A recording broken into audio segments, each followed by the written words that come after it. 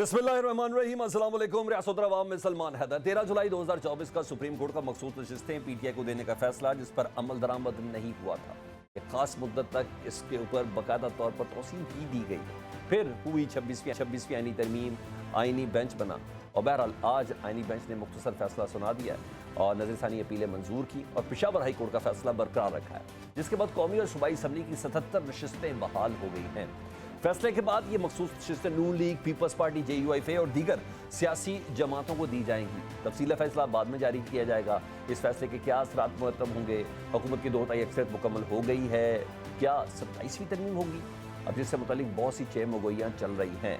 अब तक बेशतर जितने भी तजियाकार हैं, स्पेशली कानून के जो माहिरीन हैं, उनके मुताबिक उनका यह कहना है कि तारीख के एक और मुतनाज़ा तरीन फैसले की शक्ल में इसको याद किया जाएगा। जायज़ के पाकिस्तान तहरीक इंसाफ के पास अब दीगर कोई और प्लेटफॉर्म मौजूद नहीं है, लेकिन हाँ, तारीख इसको कैसे देखेगी एक अहम तरीन सवाल होगा।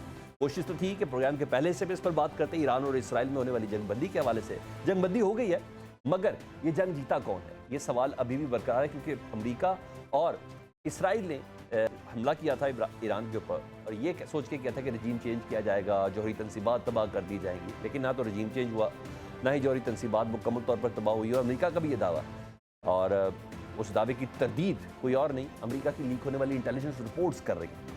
जिसके बाद सवाल ये पैदा हो कि आखिर ये जंग जीता कौन है? क्या अमरीका और इसराइल अपने अहदाफ हासिल करने में नाकाम रहे हैं? क्योंकि ईरान का ये कहना है कि उनकी जौहरी प्रोग्राम मुकम्मल महफूज है और CNN के मुताबिक ईरान चंद ही माह में दोबारा जौहरी हथियार बना सकता है। इसके अलावा टाइम्स ऑफ इसराइल और बरतानी अखबार मिरर, जी हाँ, उसने रिपोर्ट किया कि ट्रंप और इसराइली वज़ीर आज़म में जंगबंदी पर इत्तफाक हो गया और इसका ऐलान आइंदा 2 हफ्तों में भी मुतवक्किल है, जिसके बाद कुछ अरब मुस्लिम ममालिक इसराइल के साथ सफारती ताल्लुकात कायम कर सकते हैं। इब्राहिम अकॉर्ड के हवाले से बात हो रही है। जी हाँ, पाकिस्तान कहाँ खड़ा है? क्या ईरान पर मौशी पाबंदियाँ हटने वाली हैं? इन तमाम मौज़ूआत पर बात करना, लेकिन सबसे पहले सुप्रीम कोर्ट को डिस्कस करेंगे। मेहमानों से आपका तारुफ कराता चलो जी। अमजद खान न्याजी, पोलिटिकल कोऑर्डिनेटर पाकिस्तान तहरीक इंसाफ के एक अहम तरीन रहनुमा, इमरान खान साहब के पोलिटिकल कोऑर्डिनेटर हैं, उनसे बेहतर कोई नहीं जो इस प्लेटफॉर्म पर इस वक्त बात कर सकेगा। रियासत अली आज़ाद साहब, साबिक सदर इस्लामाबाद हाई कोर्ट बार, वो हमारे साथ मौजूद है जी। दिफाई तजियाकार हारिस नवाज साहब, ब्रिगेडियर रिटायर्ड हारिस नवाज साहब, वो हमारे साथ मौजूद होंगे। और नून लीग के रफ़ीक रजवाना साहब, साबिक गवर्नर पंजाब है, वो हमारे साथ होंगे। सबसे पहले रियासत अली आज़ाद साहब, मैं ज़रा आपसे सुनना चाह रहा हूँ, क्योंकि मैं मुख्तलिफ एनालिस्ट से हमारी गुफ्तगू हो रही है, बात भी आ रही है, मैं फ़ोन पर भी कुछ बात की, कुछ लोगों को सुना भी TV पर, उन सब का अपना मानना है। आप इस फैसले को ज़रा थोड़ा सा बता दीजिएगा, कैसा देखते हैं और आपके हल्का अहबाब में इस फैसले को कैसा देखा जाता है? बिस्मिल्लाहिर्रहमानिर्रहीम। सलमान भाई, सबसे पहली बात कि हमें तो सब कुछ रोज़े रोशन की तरह ये अयां था, ये निविश्ता दीवार था कि जब से 26वीं तरमीम आई है यही फैसला आना था। जहां पे जिस फैसले को ये प्रिडिक्ट कर लिया जाए तो उस निज़ाम की आप क्या बात करेंगे, उस इदारे, उस अदलिया की आप क्या बात करेंगे? और आज के फैसले से ये साबित हो गया है, क्योंकि मैं फैसले पे ये कमेंट करते हुए ये कमेंट कर रहा हूं कि अदलिया कम और बांदी ज्यादा बन गई है 26वीं तरमीम के बाद। और मैं समझता हूं कि अगर मैं इसमें ऐड ऑन करूं तो मुझे बताएं कि टेक्निकलिटीज पे इलेक्शन कमीशन ने फैसला दिया, पेशावर हाई कोर्ट ने उसको अपहोल्ड किया, 12 जुलाई की जजमेंट 8/5 से आई, उसमें से भी एक जज इधर था, आज उसको रिव्यू में चेंज कर दिया गया है 7/3 से। तो मेजॉरिटी व्यू तो वो 12 जुलाई वाली जजमेंट का आज भी प्रिवेल करता है। फिर उसको भी छोड़ दें कि जब रिव्यू होता है तो सेम जजेस, सेम बेंच होता है और उसका जो रिव्यू होता है, नजरसानी का मतलब ये होता है कि वही लोग दोबारा उसको देखें, उसको रिव्यू कहा जाता है। बिल्कुल। अब रिव्यू के अंदर पाकिस्तान की तारीख में पहला फैसला है कि reasons of the decision, finding of the judgement, entirely आपने फैसला चेंज कर दिया है। और फिर वो जजेस जो 26वीं तरमीम में आप लेके आए, जिस पे हम चीखते चिल्लाते रहे कि ये कोर्ट फेंकेंगे और इसका मकसद सिर्फ ये है कि वो 12 जुलाई की जजमेंट को उड़ाना है, तो ये कौन सा आपने इतना बड़ा आज तोप चलाई है कि लोगों को आपने ये फैसला दे के कहा कि आज इंसाफ का जो है वो बोल बाला हुआ है? मैं समझता हूं कि अदलिया का जनाजा निकल गया है इस फैसले से। सलमान, आप वो छंबा हुआ है, थोड़ी हैरानगी हुई है आपको? क्योंकि मुझ समेत पाकिस्तान के बच्चे को कम से कम अंदाजा था कि फैसला इस किस्म का आ सकता है। ये मुझे बताइएगा कि 26वीं आईनी, एक सेकंड मेरा सवाल पूरा सुन लें, कि 26वीं आईनी तरमीम के तहत आपको पता था कि ये आईनी तरमीम आने की वजह ही ये है कि मखसूस नशिस्तें, अब स्पेशली जजेस की ट्रांसफ़र और ये खुद 26वीं आईनी तरमीम और ये आईनी बेंच का बनना, ये तमाम मराहिल हैं जिनको हल होना था। मैं तो सलमान अलम बे समझता हूँ ला कि यहाँ पे रेडी वाला, जूते पॉलिश करने वाला, छल्ली बेचने वाला, डेंटर, पेंटर, वाइपर बेचने वाला भी ये समझ गया कि 26वीं तरमीम का मकसद क्या है और ये क्यों की जा रही है। अगली बात कि ठीक है, आप कहते हो टेक्निकलिटीज ग्राउंड पे सलमान पीटीआई को ये सीटें नहीं मिल सकती, फादा सेक ऑफ आर्गूमेंट में मान लेता हूं। मुझे बताएं आइन में कहां लिखा है कि ये सीटें आप दूसरी पॉलिटिकल पार्टीज को दे दें। मैं इम्तहान देता हूं, मैं 33 नंबर ग्रेस मार्क्स लेके पास होता हूं, मुझे 100 में से 100 नहीं मिलते। और भाई जिसने इम्तहान ही नहीं दिया उसको आप डिग्री कैसे दे सकते हैं? उनको तो उनके हिस्से की सीटें मिल गई।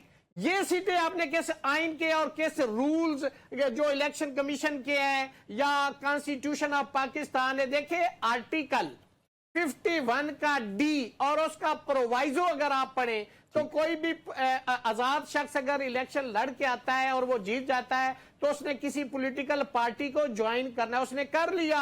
अब मुझे बताएं उस पॉलिटिकल पार्टी जिसको उसने ज्वाइन किया है, आपने उसको सीटें देनी है, फिर कहते हैं कि ये तो पॉलिटिकल पार्टी वो जीत के नहीं आई।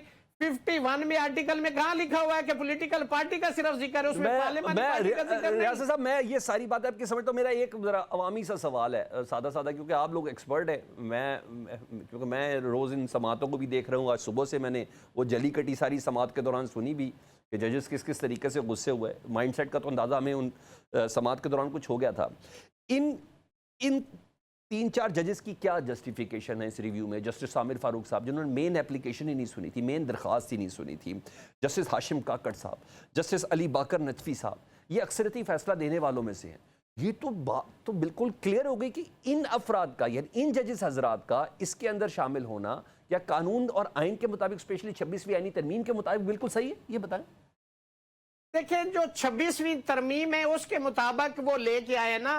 अगर आप 26वीं तरमीम से थोड़ा सा पहले जाएं तो उसमें रिव्यू का जो स्कोप है, यानी typically, graphically, mechanically, if there is a mistake on the surface of the order, on the face of the order, that can be review, that you can not change the finding of the judgement by virtue of availing के जी आप review में ये कर दे। 26वीं तरमीम का हम ये यही कहते रहे कि ये 26वीं तरमीम ला के इस अदलिया के निजाम का बेड़ा बिठाना था और उसका बेड़ा बैठ गया है। अब इस मुल्क के अंदर और पूरी दुनिया के अंदर जितना अदलिया का मजाक और अदलिया की तज़हीक और हजीमत हो रही है, बीइंग सिटीजन ऑफ पाकिस्तान मेरे लिए बहुत बहसे शर्म है, बीइंग स्टूडेंट ऑफ लॉ मेरे लिए बहसे शर्म है कि हम ये कानून पढ़ते हैं। हम कानून को आप देखते जो सीटें आपने दूसरी पॉलिटिकल पार्टीज को दी है, पेशतर और साफ का आप पढ़े, उन्होंने कहा था कि ठीक है पीटीआई को ना दे लेकिन दूसरी पॉलिटिकल पार्टीज को नहीं दी जा सकती।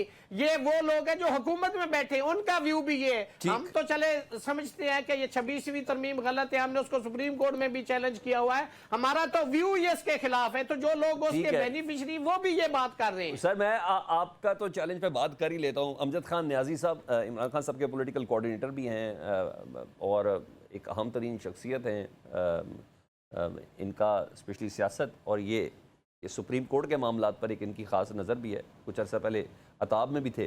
अमजद खान न्याजी साहब, आपका केस तो मेरा ख्याल है बहुत हद तक कानूनी लिहाज से तो रियासत अली आज़ाद साहब भी लड़ रहे थे। आप ज़रा इस फैसले पर क्या कहते हैं, ज़रा थोड़ा बताइए।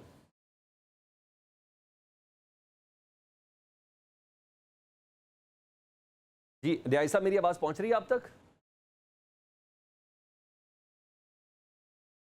अमजद न्याजी साहब का जो सोर्स है मेरा ख्याल है वो सड़क पे हैं और शायद सिग्नल के ड्रॉप हुए हैं। अभी उनको दोबारा कर लेते हैं रब्ता। रफ़ीक रिजवाना साहब, बहुत शुक्रिया आपके वक्त का। मैं यही सवाल आपसे करता हूँ कि आप एक्सपेक्ट कर रहे थे कि यही फ़ैसला होगा, क्योंकि ख़ास किस्म का तरद्दुद किया गया था। 13 जुलाई 2024 का फ़ैसला, उसके रिव्यू को 1 साल बाद देखना, तकरीबन ऑलमोस्ट 1 साल बाद देखना, 17 समातों के बाद ये फ़ैसला सामने आना, आप समझते हैं कानून की असल रूह को उसी तरीके से छेड़ा गया? प्लीज आप जरा वॉल्यूम ऊंचा करें, आवाज पूरी नहीं आ रही। अच्छा रफीक रजवाना साहब, आज का फैसले से मुतालिक आप बताएं, सुप्रीम कोर्ट का फैसला आ गया जी, मखसूस नशिस्तें मुस्लिम लीग नून, पीपल्स पार्टी, JUI इन तमाम को मिलेंगी अब। देखिए, बात यह है कि अगर इस फैसले पर तबसरा बगैर किसी सियासी वाबस्तगी के किया जाए तो ज्यादा बेहतर होगा। ठीक है, बिल्कुल। अगर हम फरीक बन के करेंगे तो नून लीग को फायदा हुआ, तो वो फरीक बन के अगर इस पर तबसरा करे तो वो कहेंगे बहुत अच्छा, मैं भी नून लीग का एक वर्कर हूँ। ठीक है। अगर PTI के किसी दोस्त की तरफ से होगा तो वो कहेंगे कि ये फैसला गलत हुआ है। अगर सियासी पस मंजर में बात करें, ठीक है। अब बात ये है कि कानूनी तौर पर बात ये देखनी है। मेरा तो मतलब कुछ चैनल शायद मेरी गुफ्तगू रिकॉर्ड ऑन रिकॉर्ड होगी कि PTI को शुरू दिन से ये अपना मौक़िफ़ छोड़ना नहीं चाहिए था, भले हवा उनके खिलाफ थी कि वो PTI के उम्मीदवार नहीं हैं। ठीक है, क्योंकि कानून के मुताबिक PTI was and is a registered political party। ठीक है जी। अब निशान नहीं है तो वो सेक्शन 96 से मुझे याद नहीं है ये कौन सा अपना ये 2017 में इलेक्शन एक्ट आया, उसमें कि अगर पार्टी के पास निशान नहीं है तो वो इलेक्शन नहीं लड़ सकते। ठीक है। तो ये अपने मौक़िफ़ से दस्तबरदार हो गए और सुन्नी इत्तेहाद में शामिल हो। ठीक है। अब मखसूस नशिस्तों की तकसीम का जो आइन के अंदर दर्ज है और कानून के अंदर दर्ज है, उसमें है कि जो पार्लिमानी जमात अपने नशिस्तें जितनी जीतती है उनके तनासब से उनको मखसूस नशिस्तें मिलेंगी। ठीक है। ठीक है जी। सबसे पहले शर्त है पार्लिमानी जमात हो। ठीक है। PTI ने अपनी शनाख्त खत्म की और पार्लिमानी जमात नहीं थी। ठीक है। ठीक, और पार्लिमानी जमात भी वो जिसने साफ जाहिर है पार्लिमानी जमात वो होगी जिसकी पार्लिमान में नुमाइंदगी हो। ठीक। अब सुन्नी इत्तेहाद की भी पार्लिमान में कोई नुमाइंदगी गालबन नहीं थी। ठीक है। और ना ही उनकी कोई ऐसी नशिस्तें थी जिसकी बुनियाद पर वो मखसूस नशिस्तें जो है वो क्लेम कर सके। ठीक है। अब PTI से मेरी नज़र में, मैं खुद एक कानून का तालिब इल्म हूँ, मेरे सारे काबिल एहतराम दोस्त हैं। ठीक है। इंटरप्रिटेशन मुख्तलिफ होती है, मगर बात यह है PTI में सिर्फ मैं समझता हूँ कि सलमान अकरम राजा साहब का पहले दिन से मौक़िफ़ दुरुस्त था। ठीक है। इन्होंने कहा था कि आप मेरे नॉमिनेशन पेपर बतौर आज़ाद उम्मीदवार जो है ना तसव्वुर नहीं कर सकते। ठीक है। कि तहरीक इंसाफ एक रजिस्टर्ड पॉलिटिकल पार्टी है। सर कुछ ऐड ऑन करूं मैं? अब मैं कुछ ऐड ऑन करूं। बैरिस्टर गौहर साहब कहते हैं हम इलेक्शन कमीशन के पास गए थे इस सूरत हाल में, ये रास्ता उन्होंने दिखाया था। एक चीज चले ठीक है, साथ ही दूसरा जवाब दे दें, नून लीग को पाकिस्तान तहरीक इंसाफ की जो नशिस्तें थी वो क्यों मिलनी चाहिए सर? जी सर। कानूनी नुक्ता उठाया है। जी सर। तो फिर मुझे उस पर थोड़ी सी वजाहत कर लेने दें ताकि जी सर नाजरीन और कुछ हमारे कानून के उस्ताद और कुछ हमारे शागिर्द तो सुने तो उसमें जी सर मैं समझ सकूं कि मैंने सही गुफ्तगू की। जी सर। ठीक है, may be subject to correction या सब्जेक्ट टू इम्प्रूवमेंट। तो सलमान अकरम राजा साहब का मौक़िफ़ ठीक था, मगर अनफॉर्चुनेटली सुनवाई नहीं हुई। ठीक है, तो अब देखना ये है कि जब ना कोई पार्लिमानी जमात है ना PTI की है, तो ये फैसला बाकी नज़र में कानून और आइन के मुताबिक नज़र नहीं आता था। बाकी नज़र में क्या, वो तो जो मुकम्मल फैसला उस वक्त हो गया। तो अब देखना ये है कि जब ना कोई पार्लिमानी जमात है, ठीक है, और ना ही PTI पार्लिमानी जमात है, ना ही सुन्नी इत्तेहाद है। ठीक है, अब जो अगला हिस्सा है इस फैसले का कि नशिस्तें किसे मिलने चाहिए। ठीक है, अब देखना ये है जो भी पार्लिमानी, ये मैं आपको अपनी तरफ से अपनी इंटरप्रिटेशन बता रहा हूँ। जी जी, फायदा किसको नुकसान किसको, दरअसल नजर पे अब पार्लिमानी जमातें जिन्होंने इलेक्शन में हिस्सा लिया उनके दरमियान ही ये सीटें तकसीम होनी है। अच्छा। ठीक है।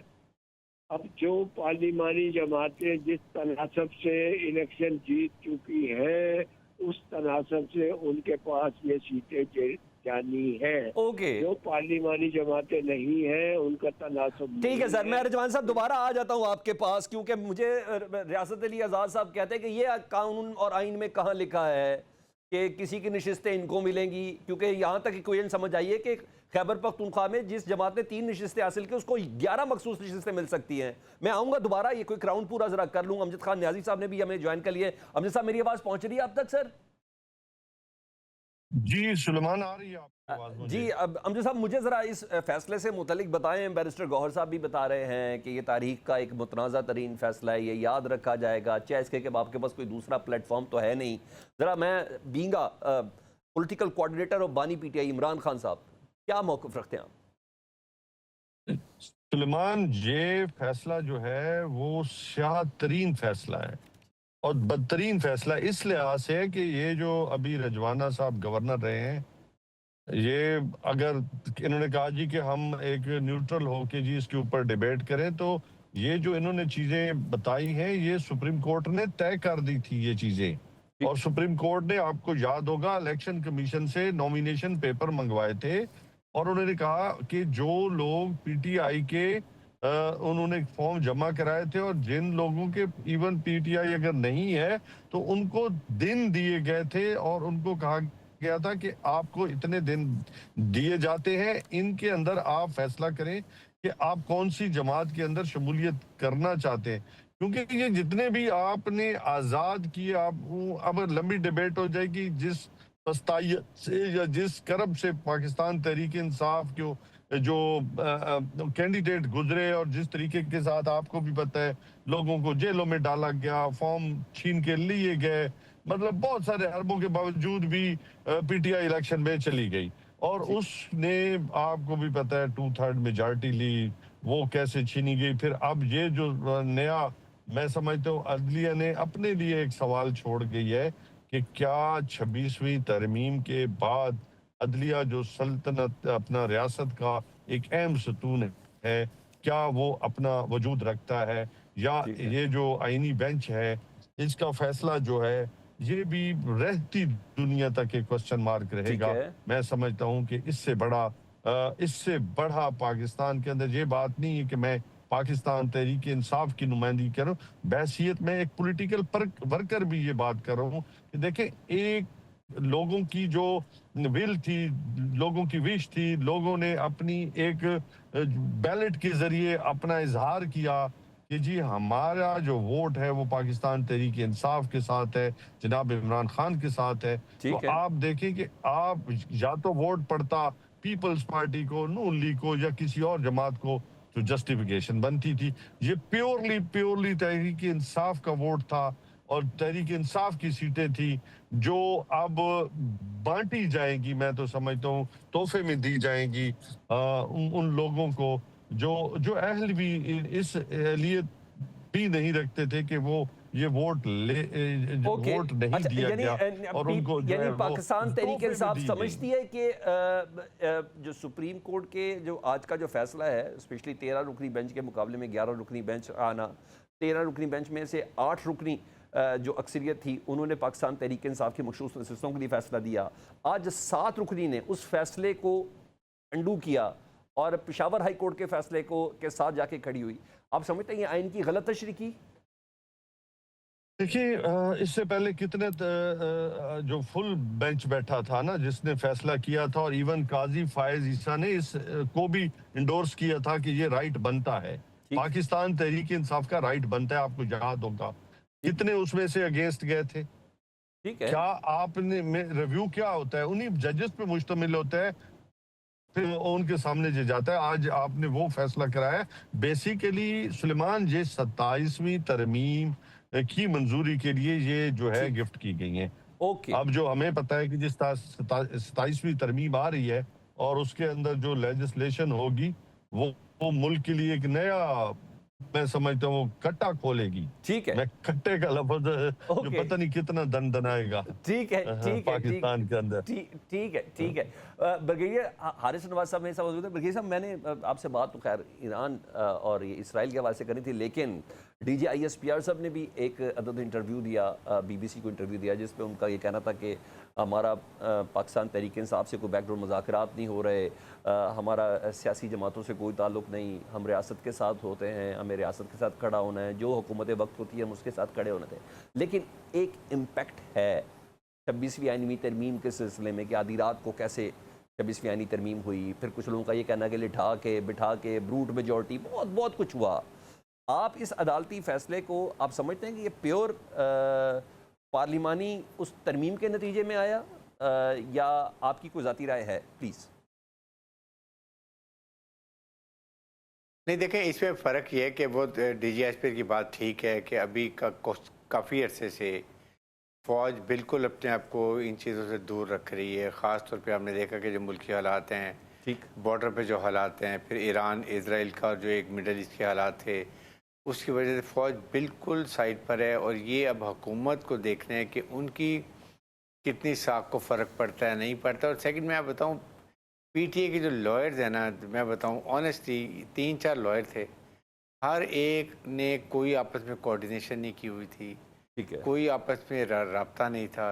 हामिद साहब कुछ और बात कर रहे थे, वो फैज़ल सदीकी साहब कोई और बात कर रहे थे। एक ये बहुत बड़ा इनकी है कि ये आपस में कोऑर्डिनेशन नहीं होती है। और उसके बाद जिस तरीके से केस लड़ा गया वो तो, और ये जो बात की जा रही है ना कि पहले रिव्यू में वही जज, अब बात ये है कि 26 तरमीम के बाद अब एक आईनी बेंच बन गए, अब वो जैसा भी बेंच है उसने ये तय दोबारा सुननी है। प्रॉब्लम ये है कि अब वही उसमें से कौन से जज नए हैं पुराने हैं, they have to listen it. अब वो दूसरे बेंच तो बन नहीं सकता, आईनी बेंच ही सुनेगा, पुरानी बेंच नया बना है उसने सुनने। इसलिए ये जो एक कंट्रोवर्सी लग रही है वो इसमें आ रही है। बहरहाल अब मेरे ख्याल में फैसला हो चुका हुआ है। ठीक है। अब ये देखना है कि पीपल्स पार्टी का ज़्यादा रोल है और इसमें ख़ास तौर पे जो JUI है, क्योंकि ये और इखलाकी जस्टिफिकेशन क्या होगी सर पीपल्स पार्टी की, JUI की? इनका रिएक्शन, JUI और पीपल्स पार्टी की एक मैं इखलाकी यही बात justification करूं, होगी अभी उनके लीडर से सुनना है।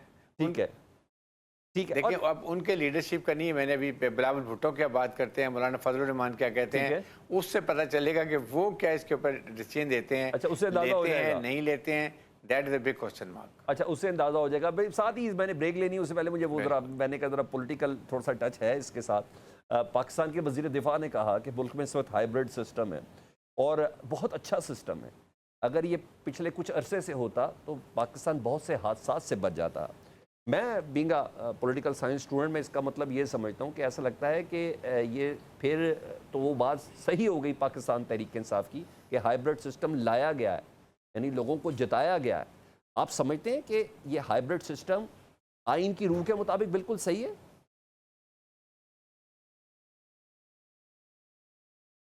देखें, मेरे नुक्ता नज़र ये बात है कि पहले असल में आपने देखा होगा कि बहुत ज़्यादा जुडिशल एक्टिवेशन हो रही थी। ठीक है, हर बात पे स्टे हो जाता था, हर बात पे इंटरफेस जुडिशरी की होती थी। जुडिशरी भी they were getting out of the shoes. तो कहीं ना कहीं उनको पार्लियामेंट ने कंट्रोल करने के लिए दे हैड टू कम। उस वक्त पार्लियामेंट इनफेक्टिव हो गई थी और इट वाज ओनली जुडिशरी जो सुप्रीम कोर्ट जो वो अपने फैसले कर रही थी और उन्होंने अपने जो अपना काम करना था। अगर आपने देखा हो तो उन्होंने ना कोई हाई कोर्ट पे कोई ऐसी रिफॉर्म्स की, ठीक है, ना लोअर कोर्ट में कोई रिफॉर्म्स की। वही 20-20 साल केसेस लग रहे हैं। तो ये चीज़ें ज़्यादा सुप्रीम कोर्ट के चीफ जस्टिस की बात है कि उनको उन चीज़ों को भी देखना चाहिए ओके, कि उनमें क्या रिफॉर्म्स होती हैं, उनको आम गरीब आदमी को क्या इंसाफ मिलता है कि नहीं मिलता। ये चीज़ें बहुत ज़रूरी हैं। बजाय की तरफ हम एक पॉलिटिकल साइज के केसेस को लेके चल रहे हैं। ठीक है, ये बहुत आम है और I am Very sure good. कि जय साहब को ये सोचना चाहिए कि अभी उसको कैसे लेके चलना है। ऑलराइट सर, एक मुख्तसर सी ब्रेक के बाद हमने आम टॉपिक है उस पर बात करनी है। एक ब्रेक के बाद आते हैं। Welcome back. रियासत अली आज़ाद साहब, अभी मेरे पास खबर है कि इलेक्शन कमीशन ना सोमवार को यानी परसों 2 दिन बाद बाकायदा तौर पर नोटिफिकेशन जारी करने जा रही है मखसूस नशस्तों का कि मुस्लिम लीग नून को कितनी देनी है, पीपल्स पार्टी को कितनी देनी है, JUI को कितनी देनी है।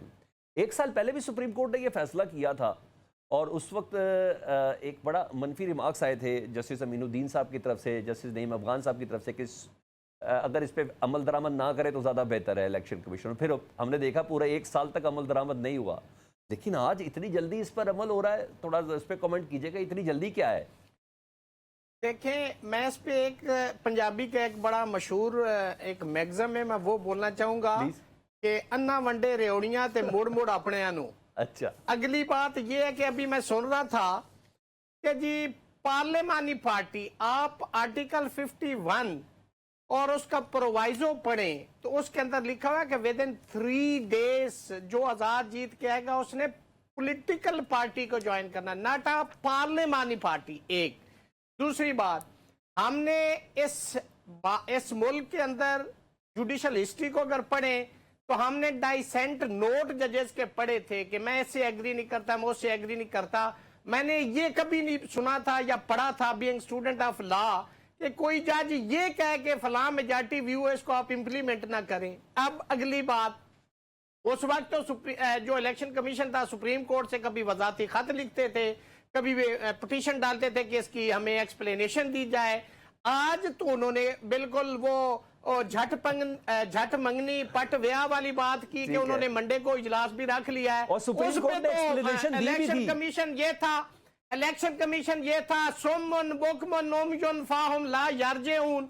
तो आज उनको इतनी जल्दी क्या पड़ गई, ये सब आपको पता है। सलमान, आप इतने सादा नहीं हैं, ना इस मुल्क और इस कौम से कोई चीज छुपी और ना वो इतने सादा है कि उनको ये समझ नहीं आ रही। मुझे भी समझ है, आपको भी समझ है कि ये सब कुछ क्या हो रहा है। ये सब कुछ आपने शुरू में वो एक लफ्ज इस्तेमाल किया, हाइब्रिड निजाम, तो ये सारा कुछ उसके तहत हो रहा है। इसमें ना मैं उस पर क्या ज्यादा एक्सप्लेन मैं करूंगा कि लोगों को समझ आ जाएगी, लोगों को ऑलरेडी इस चीज की समझ है। और इलेक्शन कमीशन जो देखें, जो चेयरमैन इलेक्शन है कमीशन, उसकी तो मुद्दत ही खत्म होगी। वो किस कैपेसिटी में वहां पे बैठा हुआ था?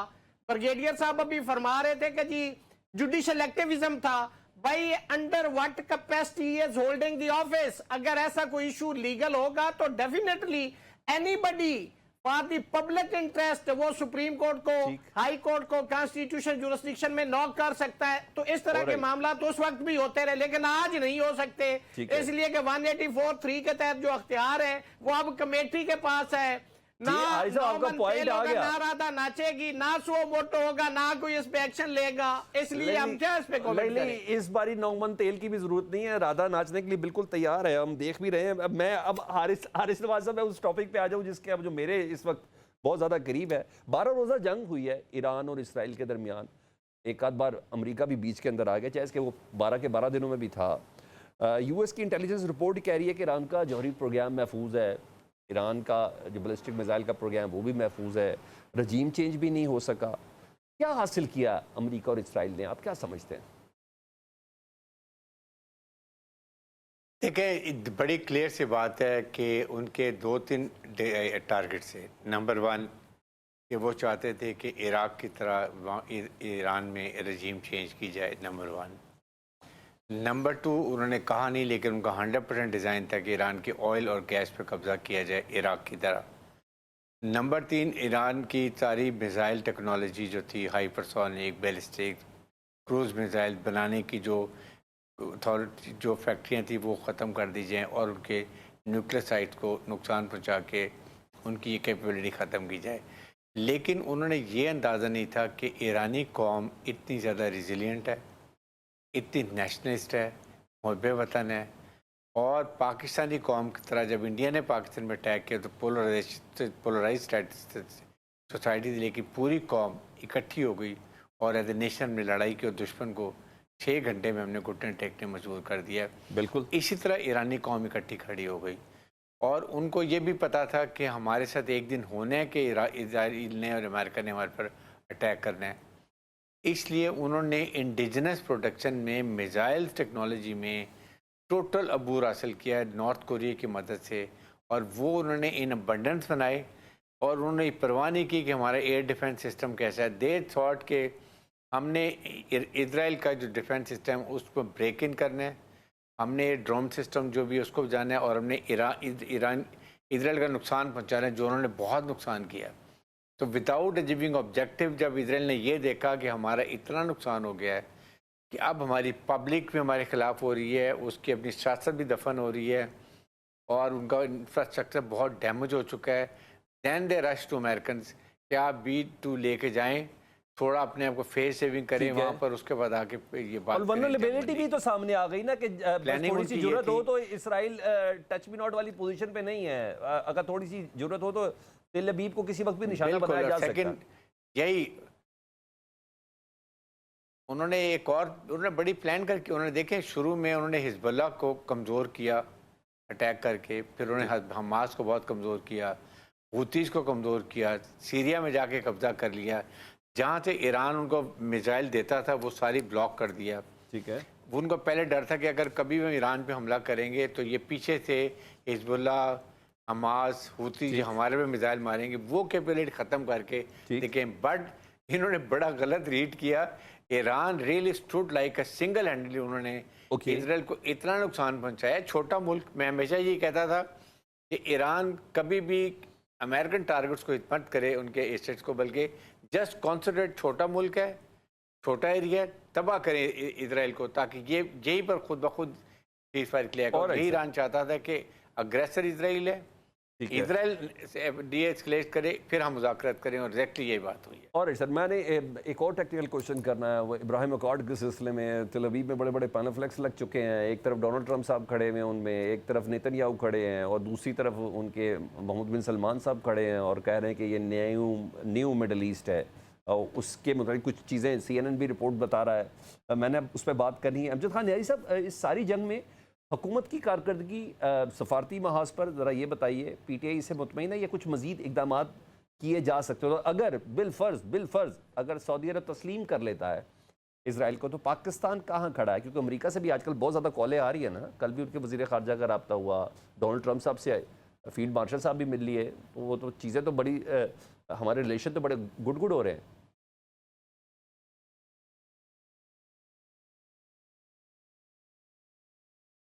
जी अमजद खान न्याजी साहब, मेरी आवाज़ पहुँच रही है आप तक?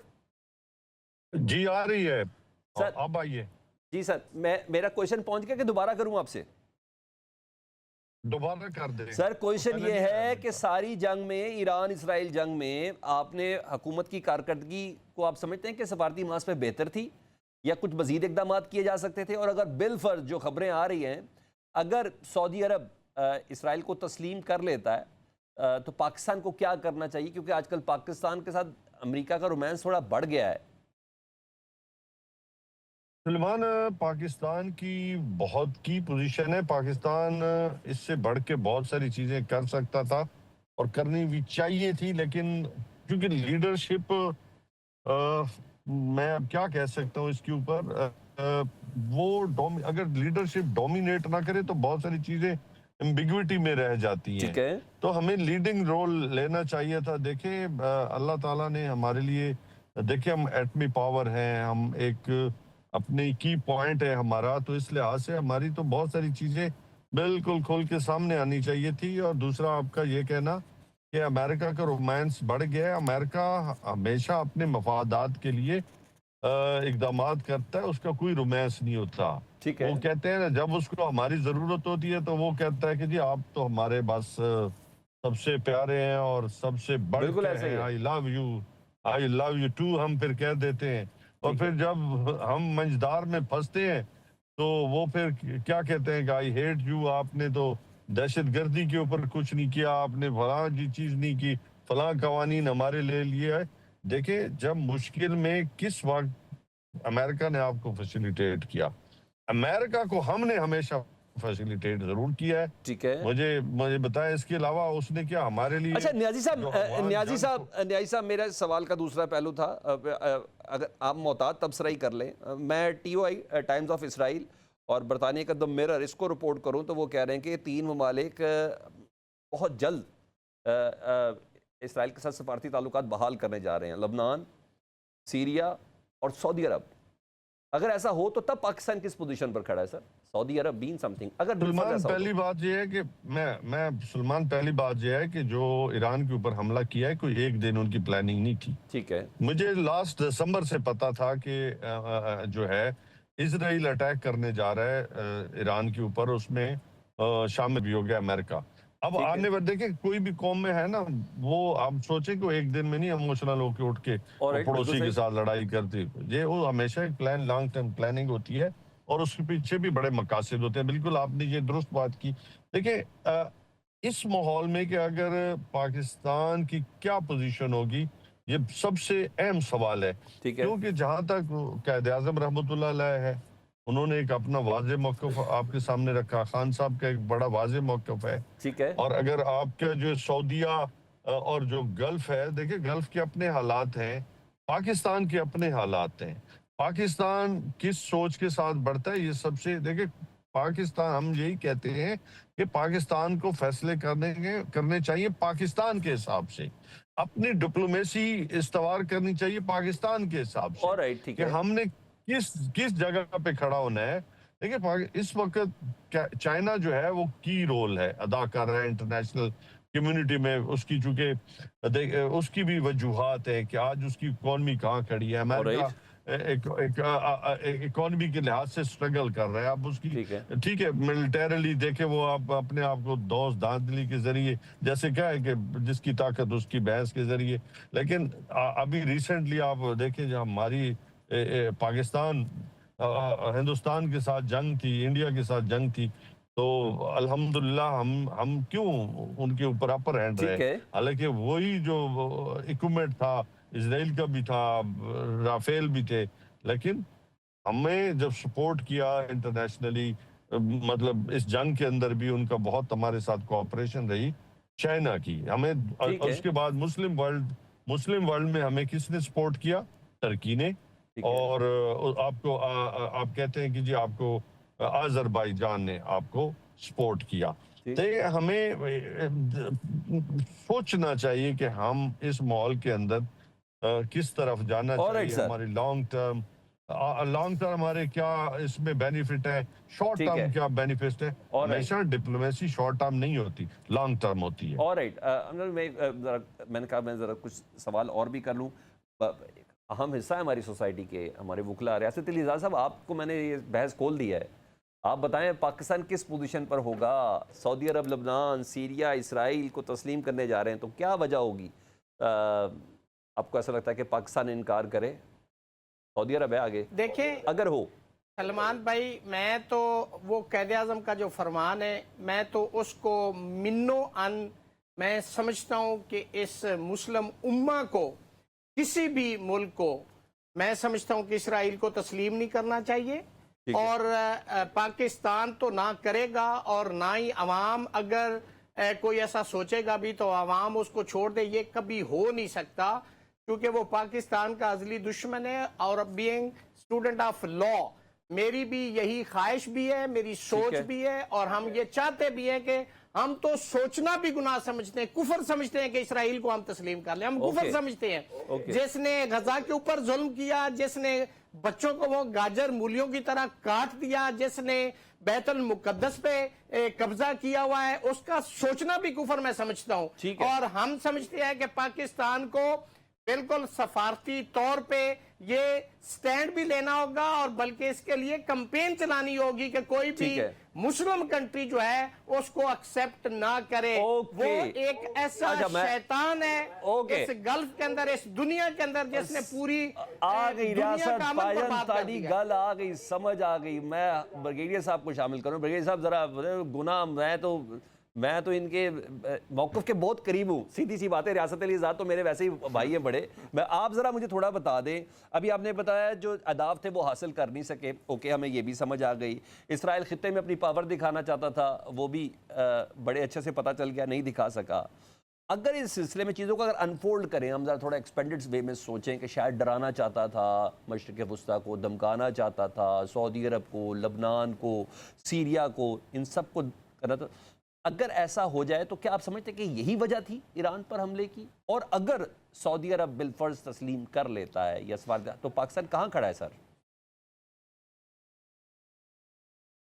देखें, एक तो बात ये कि सऊदी अरब ने पीछे स्टेटमेंट दी थी कि पहले तो कंडीशन ये है, ठीक है, कि Israel has to go back to the 1967 positions के ऊपर। ठीक है 1967 में जहाँ इजराइल था, एक तो वहाँ पर उसको जाना चाहिए, ठीक है और उसके बाद दो नेशन स्टेट, जो स्टेट्स की हम बात करते हैं कि पैलेस्टाइन और इजराइल, जो दोनों इंडिपेंडेंट स्टेट्स हों, जो 1967 के मुताबिक, दैन सऊदी अरब ने कहा था जी कि then we are going to ठीक। एक्सेप्टेड, बल्कि बाकी अरब ममालिक भी कर सकते हैं, ताकि एक हमेशा के लिए यहाँ पर जो एक जुल्म बर्बरियत हो रहा है वो ख़त्म हो जाए, और उसके साथ अभी ठीक। ईरान, थैंक जो यू इजराइल है, वेरी मच उसकी ब्रिगेडियर हाज साहब। वक्त खत्म हो गया। अमजद खान न्याई साहब, रियासत अली एजाज साहब हमारे साथ है, रफ़ीक रिजवाना साहब हमारे साथ थे।